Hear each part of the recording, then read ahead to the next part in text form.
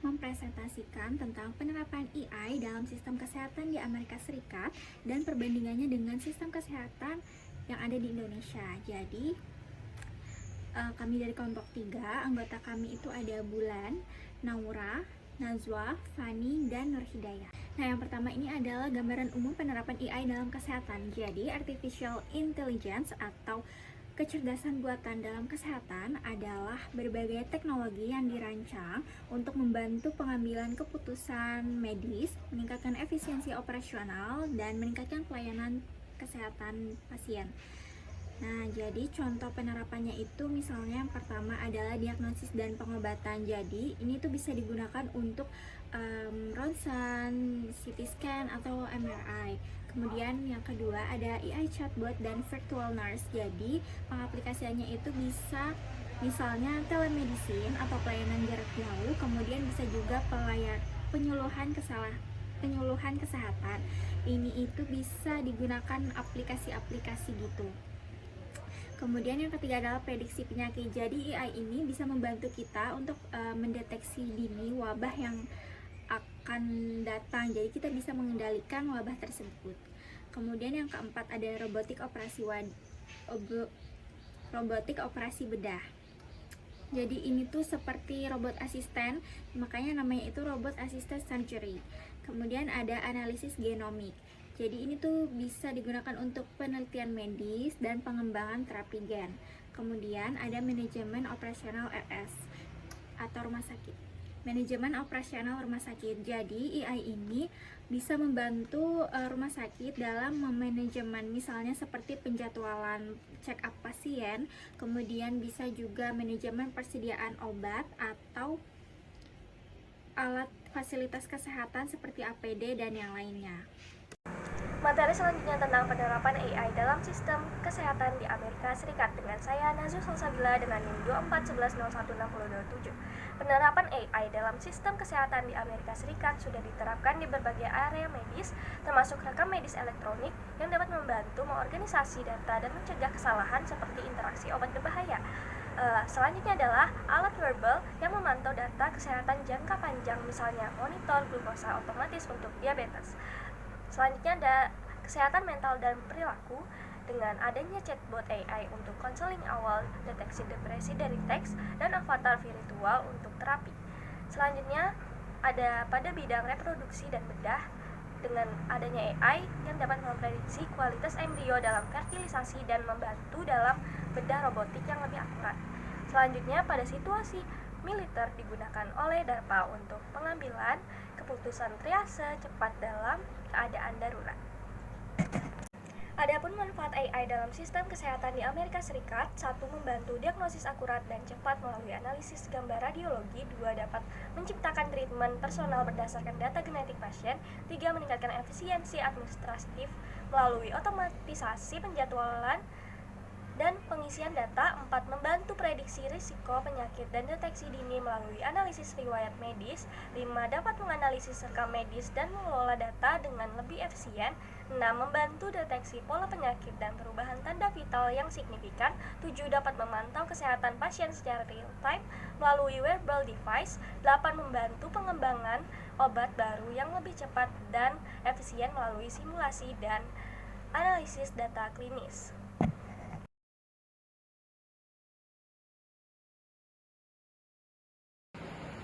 Selanjutnya yaitu tantangan penerapan AI dalam sistem kesehatan di Amerika Serikat.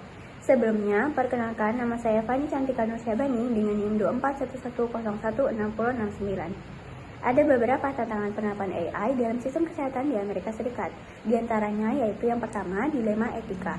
AI dalam perawatan kesehatan memunculkan dilema etika yang kompleks, sehingga praktisi harus mempertimbangkan prinsip-prinsip etika medis seperti otonomi, beneficence, non-maleficence, dan keadilan dalam setiap penggunaan AI.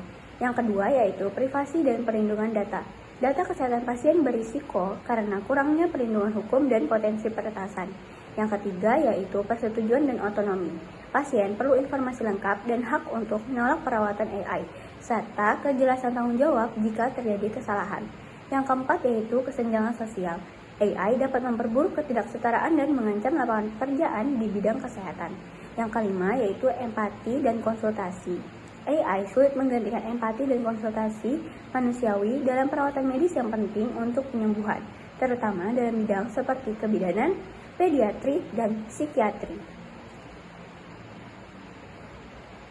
Perkenalkan, nama saya Bulan Fitri Sofiana dengan NIM 241101601. Di sini saya akan menjelaskan penerapan AI dalam kesehatan di Indonesia.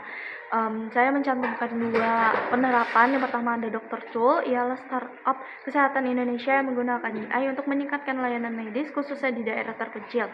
Fitur utamanya meliputi pencatatan otomatis hasil konsultasi dokter. Yang kedua ada deteksi penyakit seperti DBC dan kanker lewat suara batuk dan gambar ronsen. Yang ketiga ada internal of medical teams atau IRMT untuk menghubungkan alat medis dengan rekam medis pasien. Selanjutnya adalah rencana kios layanan kesehatan di desa yang dioperasikan perawat atau bidan dan terhubung ke dokter dengan jarak jauh. Selanjutnya yang terakhir ada analisis data medis untuk membantu pemerintah memetakan pola penyakit dan obat. Dr. Tool sendiri bertujuan untuk memperluas akses, efisiensi, dan kualitas layanan kesehatan dengan teknologi AI. Dr. Tool untuk selengkapnya ada penjelasan di sini. Selanjutnya ada Next Medis, ialah penyedia sistem informasi manajemen berbasis AI yang membantu fasilitas layanan kesehatan atau Fashioncast dengan solusi Clinical Decision Support atau CDS. CDS mendukung dokter dalam diagnosis berbasis kode ICD-10 untuk memperbaiki dokumentasi medis dan mempercepat pemrosesan klaim BPJS serta asuransi swasta. Next Medis juga mengembangkan alat transkripsi AI yang mengubah percakapan dokter ke pasien menjadi rekam medis digital, dan dapat mengurangi beban administratif. Saat ini, Next Medis telah digunakan di ratusan Fashioncast dan diakui oleh Kementerian Kesehatan. Baik, selanjutnya perkenalkan saya Nur Hidayah dengan NIM 241101689. Di sini akan membahas tentang tantangan penerapan AI dalam sistem kesehatan di Indonesia. Pertama ada kesenjangan teknologi, disparitas antar fasilitas kesehatan di daerah perkotaan dan pedesaan menjadi tantangan besar dalam penerapan AI di Indonesia. Selanjutnya ada aspek regulasi dan etika. Kerangka regulasi yang jelas dan komprehensif masih dalam tahap pengembangan di Indonesia. Isu-isu terkait privasi data pasien, keamanan data, dan tanggung jawab hukum perlu diatasi. Selanjutnya ada kurangnya literasi digital, banyaknya tenaga kesehatan yang belum memiliki pelatihan yang memadai untuk menggunakan teknologi AI secara efektif. Selanjutnya ada kepercayaan dan penerimaan pengguna, di mana tingkat kepercayaan dan penerimaan terhadap teknologi AI oleh tenaga kesehatan dan masyarakat umum di Indonesia dapat bervariasi. Lalu ada kualitas dan ketersediaan data. Penerapan AI membutuhkan data yang berkualitas tinggi, tetapi di Indonesia terdapat kendala seperti data kesehatan yang tersebar format, data yang tidak seragam, dan sistem informasi yang tidak saling terhubung, membuat hal ini menghambat integrasi dan efektivitas AI. Nah, selanjutnya ada beberapa perbandingan AI di Amerika Serikat dan Indonesia. Yang pertama aspeknya ini infrastruktur teknologi. Nah, kalau di Amerika Serikat itu sudah sangat maju karena dia sudah tersedia perangkat AI yang canggih-canggih, misalnya kayak robotik bedah, kemudian wearable device. Sedangkan kalau di Indonesia itu belum merata. Jadi ini tuh baru fokus di perkotaan saja, perkotaan yang besar. Kemudian yang kedua aspeknya ruang lingkup penerapan. Nah, karena di Amerika itu infrastrukturnya sudah sangat maju, jadi penerapannya itu luas.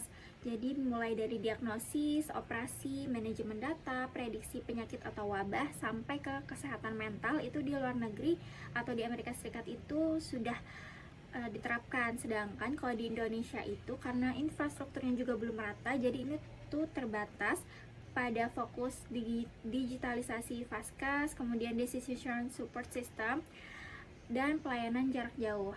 Decision Support System ini pembantu untuk pengambilan keputusan. Kemudian aspek yang ketiga adalah manfaatnya.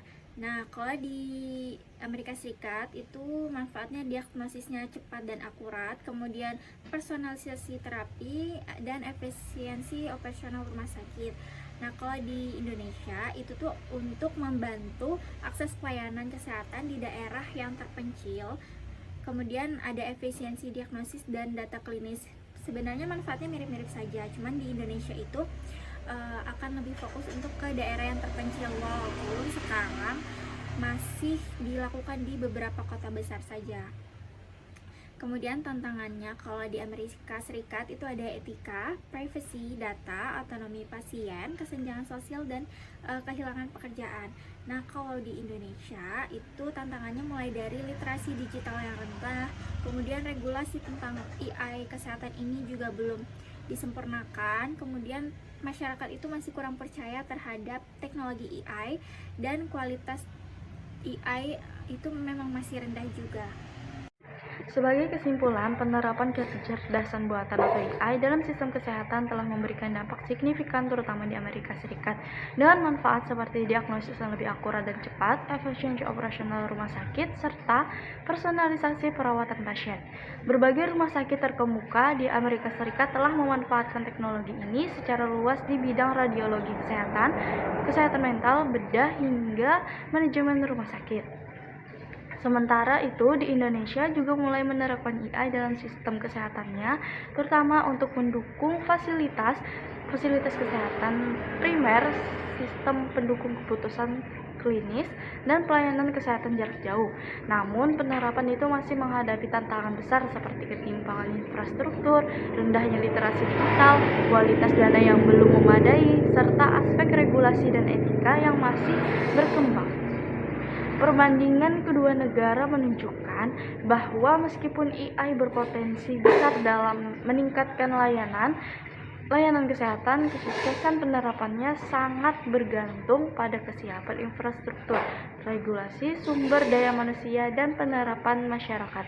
Kolaborasi antara pemerintah, institusi kesehatan, dan teknologi menjadi kunci untuk menghadirkan sistem kesehatan yang lebih cerdas dan inklusif di masa depan. Berikut beberapa referensi dari materi yang kami ambil, dan terima kasih sudah menonton video ini. Sampai jumpa.